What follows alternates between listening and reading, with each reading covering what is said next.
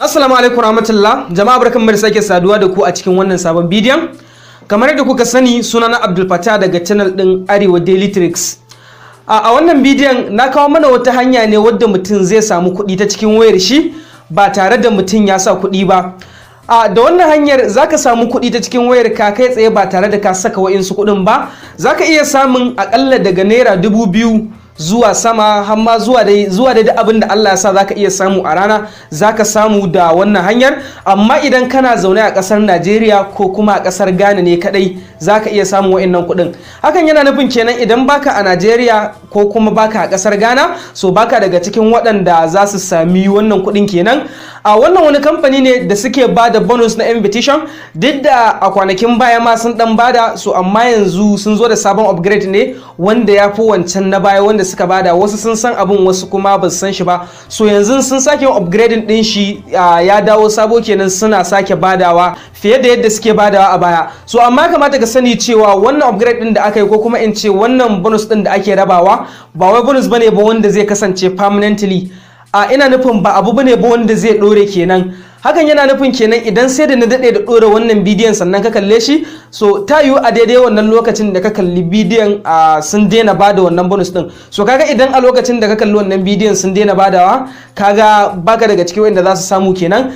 Okay, da haka yanzu sai ku biyo mu a cikin bidiyon domin ganin yadda zaka amfani da wannan hanyar. Amma kafin mu wuce kai tsaye ga bidiyon, dan uwa ina ƙara tunatar da kai cewa idan baka mana subscribe ba, to ka taimaka ka danna mana alaman subscribe, sannan kuma ka danna alaman ƙararrawa ka zabi all. Idan kai haka ne, to a duk lokacin da muka ɗora wani sabon bidiyo a wannan channel din, kai tsaye za a sanar da kai cewa mun ɗora bidiyo, sai ka je ka kalla. Okay, mun gode, dan haka yanzu sai mu je a fara bidiyon. Yan uwa, yau ma kafin mu wuce kai tsaye ga bidiyon, zan gabatar muku da wata channel mai matukar amfani. Wannan channel din ita ce channel din Hikima TV. Dan haka da zaran kai search din Hikima TV a cikin YouTube ɗinka, kamar yadda kuke gani yanzu, kai tsaye wannan channel din za ta fito maka.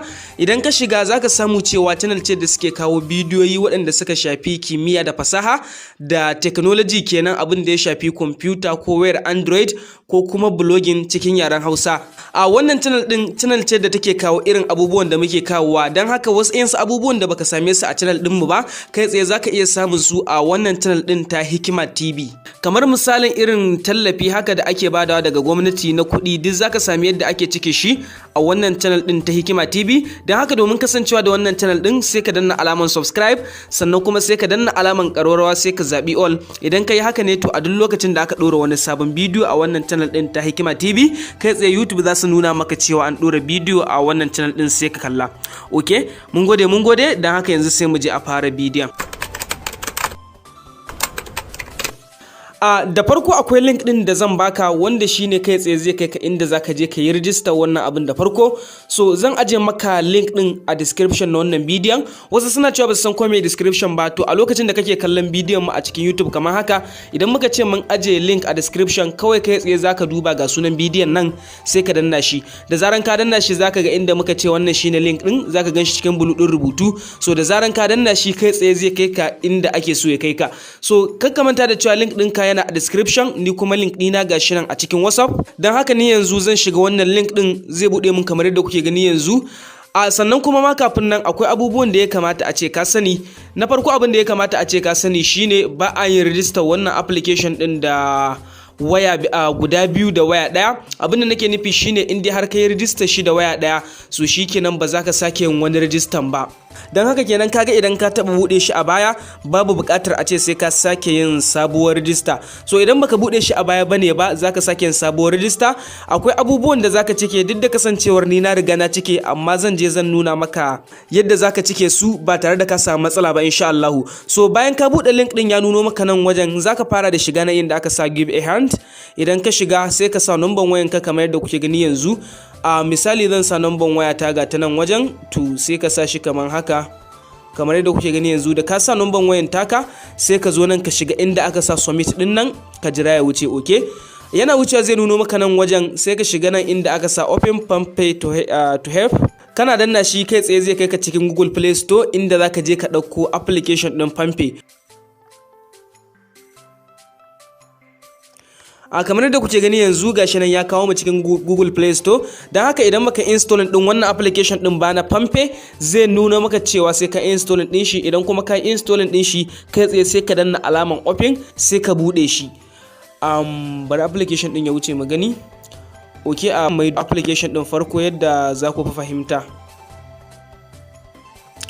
Kamar yadda kuke gani yanzu gashi nan na goge datan application din. Na maido shi farko kenan, so zan nuna maka yadda zaka cike application din ne. Idan ka bude application din daga cikin Google Play Store kamar haka, so kai tsaye yana wucewa zai nuno maka permission. Idan ka danna alaman allow nuno maka ka zabi kasan da kake. Kamar yadda na bayani tun a farko cewa sai kana a Nigeria ne ko kana a Ghana kadai zaka iya samun wannan kudin. So dan haka ne yanzu ina a Nigeria ne, zan zabi Nigeria kenan. Kaga kai kenan idan babu kasar ka a wajen su baka daga cikin waɗanda za su samu. Idan ka zabi kaska sai ka duba daga nan kasar zaka ga guri inda aka sa sign off da kuma login. A nan ƙasa sai ka danna shi kamar haka. Idan ka danna shi shine zai kawo maka fejin da zaka yi sign off. Idan kai mace ne ko namiji ne zaka zaba a nan sama, wannan mace wannan namiji, sai nan ka sa sunanka na farko, ƙasa kuma ka sa sunanka na ƙarshe. Bari in cike mu gani. Bayan ka gama cike wa'annan zaka zo nan wajen inda aka sa phone mobile number, sai ka sa number wayanka kamar haka. Misali ne yanzu gashi nan na sa number wayan nawa. Idan ka sa number wayan zaka shiga nan inda aka sa send SMS. So idan ka shiga a ka'ida za su turo maka wani sako wanda ya kunshi wa'insu code. To wa'innan code din da suka turo maka su ne zaka sa a nan wajen. Kasancewar ni yanzu na riga na yi register da wannan wayan, gashi nan za su nuno min cewa wannan wayan an riga an yi register da ita. So dan haka ba zan sake yin register wani da wannan wayan ba. Duk da ban kwatanta amfani da VPN ba, zaka iya ka kwatanta amfani da VPN ka gani idan kai rijista na lambobi sama da guda biyu zai yi a cikin waya daya. So bayan ka sa verification code din a nan kasa, sai kuma ka zo daga nan wajen zaka ga guri inda aka sa invitation code. Ka lura da cewa gurin yana a boye ne, sai ka danna shi. Idan ka danna shi zai nuno maka guri kamar haka. So akwai wasu code da zan bada, su ma zan rubuta su a description na wannan bidiyon. Wa'annan code din su ne wa'inda zaka sa a nan wajen. Ka lura da wa'innan code din ga sunan wajen zan rubuta kamar yadda kuke gani yanzu. Ga sunan da K da 7 da M da 3 da S kuma da 7. So waɗannan code din su ne code din da zaka sa anan inda aka sa invitation code, sai kuma nan inda aka sa verification code. Idan sun turo maka code su ne code din da zaka sa a wajen. Kana sawa kawai zaka shiga nan wajen inda aka sa sign off din nan kamar haka. Daga nan zaka jira ya wuce. So ne yanzu kasancewar ba su turo min verification code din ba, na riga na register da wannan wayan, dan haka kenan ba za su turo min verification code ba, sai dai idan in canza wata wayan da zan yi amfani da ita. So ni yanzu tunda na riga na yi register da wannan wayan, dan haka sai in danna nan alaman daga saman na inda aka sa login din nan, sai in sa number da na yi register da ita da wannan wayan. So idan ka sa number kamar da yadda kuke gani yanzu, zaka shiga nan inda aka sa next din nan kamar haka, sai ka jira ya wuce. Daga nan za a ce ka sa pin ɗinka. Daga nan sai ka sa pin din da kai register da shi. Ni yanzu ga code din nan na sanya kamar haka. Idan ka sa code din shikenan zai nuno maka successful, an yi login. Daga nan sai ka bari zai wuce da kai kamar yadda kuke gani yanzu. Zai nuno maka kai secure din account ɗinka. Idan wayarka tana da thumbprint zaka shiga sai ka zabi fingerprint, in kuma bata da shi sai kai amfani da pattern. So ni yanzu gashi nan nayi amfani da fingerprint. Daga nan an kulle application din. Yanzu koda wani ya shiga dole sai ya sa fingerprint sannan za a kulle sannan za a bude application din. So amma wannan ba ma dai shine ainihin most important abin da ya kamata ka yi ba. Abin da ya kamata ka yi shine idan kai login bayan ya nuno maka nan wajen, zaka zo ka shiga nan inda aka sa cash spree. Gashi nan a nan wajen, idan ka shige shi zaka dan jira ya gama loading. Okay, wajen yana wucewa zai iya nuno maka guri kamar haka, zai kuma iya nuno maka wani guri inda zai ce ka zabi abin da zaka dauka. Misali kamar a nan wajen haka, so zaka danna alaman wajen sai ka zabi wani guri inda aka sa 2000 daga can karshen kasa. So ne yanzu kasancewar na riga na register ne, shi yasa za ku ga gashi nan bai nuno mun gurin ba. So idan ka shigo za a nuna maka cewa a nan ƙasa za ka gayyaci mutum 5 domin yin amfani da wa'innan kuɗin. Automatically a lokacin da ka shigo za ka ga naira 1650 su ne kuɗin da za ka gani. To za su ce maka idan ka gayyaci mutum 5 za su baka damar da za ka fidda kuɗi. Ƙarshen ƙasan abin da ake fiddawa shine naira 2000, kuma ko da kuɗin ma sun wuce naira 2000, naira 2000 ne za a bari ka fidda. Kaga kenan dan haka a duk lokacin da kaga cewa kai invite din mutane da yawa suna kaiwa 2000 ka fara fidda 2000 ka kafin ka sake yin inviting din wasu.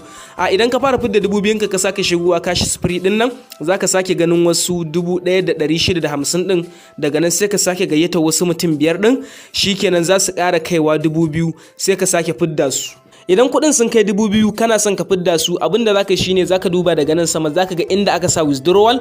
Idan ka danna shi zai nuno maka guri kamar haka, kamar yadda kuke gani yanzu. So ni kasancewar kuɗin ba su kai 2000 ba shi yasa gashi nan babu daman da zan yi withdraw, gashi nan sun ce sai sun kai 2000. So amma idan sun kai tsaye zaka ga inda aka sa withdraw nan. Idan ma ka taba yin withdraw da ka danna nan inda aka sa withdrawal history zaka ga duk wa'insu kuɗi da ka taba withdraw, misali ga wa'insu 2000 nan dazun na fidda su ga sunan suna a waiting ne. So ku ga kuɗin nan a nan wajen yanzu haka ɗazun ne na tura su. So wannan ita ce hanyar da zaka bi domin fidda kuɗin daga nan wajen. Sai kuma hanyar da zaka bi domin kai inviting din mutum, zaka shiga nan wajen inda aka sa invite friends to claim din nan. Bayan ka shiga sai ka zo ka yi copy din link din da za su baka. So amma wannan link din ba kawai shine ainihin link ɗinka ba, akwai invitation code naka. Kamar wannan code din da na ce mutum dole sai ya sa shi na farko din nan, wanda na nuna muku su da yan nambobin nan da 7 da waye, na dai mance yanayin yadda yake. So farko dai zaka fara zuwa kai copy din link din a clipboard kamar haka. Bayan kai copy din link din zaka je ka tura ma wanda zaka inviting din nashi, ya danganta WhatsApp ne ko Facebook, sai ya danna link din. Idan ma wayan wani ne kawai sai ka tura mai, ka danna mai link din, ka gaya mai yadda abin yake kamar register. Zaka samu naira 50 da duk mutum ɗaya da ka gayyata. In dai sabon user ne zaka samu naira 50 da shi.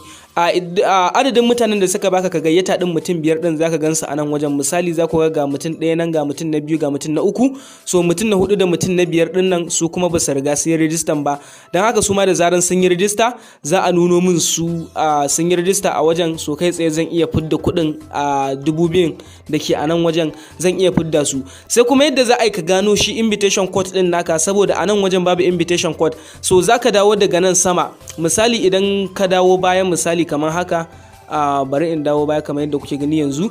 Idan ka dawo baya zaka zo nan wajen inda aka sami din nan ka danna shi. Idan ka danna shi sai ka janyo, zaka ga inda aka sa invitation sai ka danna shi gashi nan a nan wajen.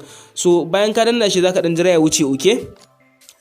Bayan wajen ya wuce kamar yadda kuke gani yanzu zai nuno maka invitation code ga sunan a nan wajen. So zaka danne su ka yi copy din su, ka danna alaman copy din nan, ko kuma idan ka haddace su shikenan sai ka je ka bawa mutum. A duk lokacin da zai yi register wa'annan code din, misali da aka ce mutum ya sa a farko, so zaka sa ainihin code ɗinka ne. Kai dole sai ka yi register zaka samu code. So shi ma wancan wanda zai register sai ya amfani da code ɗinka kenan. Okay, wannan ita ce hanyar da zaka sami invitation code. Sai kuma hanyar da zaka sa account number da za su biya ka da kuma sauran bayananka. Da farko idan ka shigo nan wajen zaka ga gurin sa account number. So amma ne yanzu kasancewar na riga na sa account number za ku ga babu wajen sa bankin. So amma kai automatically idan ka shigo za a nuno maka inda zaka sa banki, zaka ga inda aka sa sunan banki, zaka ga cewa banki ne kawai zaka zaba, sai kuma account number. Da zaran ka sa su shikenan ka zaba account din da za a rika tura maka wa'innan kuɗin. Okay, kamar ma yadda kuke gani yanzu ga guri na inda aka sa bank and card. So idan ka shige shi sai ka shiga na inda aka sa bank account din nan anan sama, za ku ga bankin da na yi adin nan, misali banki ne na UBA, ga account number nan. So kawai account number da bankin suke da bukata. Idan ma ina so zan saki adin din wani account din ne, zan yi adin din shi a nan wajen. So idan na adin din shi, idan na tashi fidda kuɗin za a tambaye ni wani account nake so a tura min wa'annan kuɗin.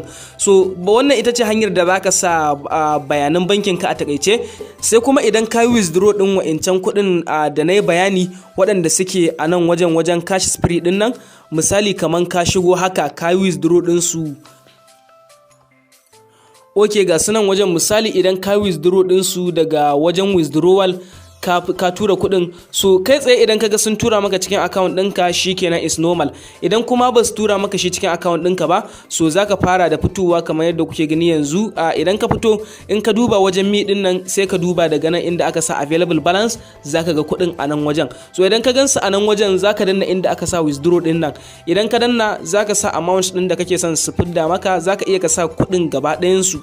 Misali idan 2000 ne sai ka sa 2000, amma ne yanzu kasancewar kuɗin da ke account din ba basu kai 2000 ba, naira 6 ne kawai. So misali ka sa naira 6 kamar haka, ƙarshe minimum abin da ake fiddawa ƙarshen ƙasa naira 100 ne. So amma misali zan kwatanta da naira 6 nan, idan ka sa ka danna alamar next din nan za a nuno maka cewa ka zaɓi bankin da za a tura maka. Idan ka yi adin ɗin banki za ka ga sunan bankin ka a wajen, misali gashi nan.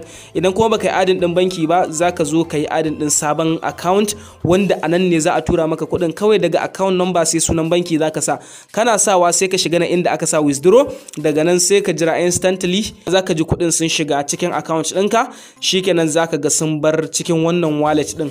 Ok, mun gode da kasancewa da kuka yi da Arewa Daily Tricks. Kar da ka manta ka danna mana alamar subscribe, sannan kuma kar ka manta idan bidiyon ya burge ka to ka danna mana alamar like.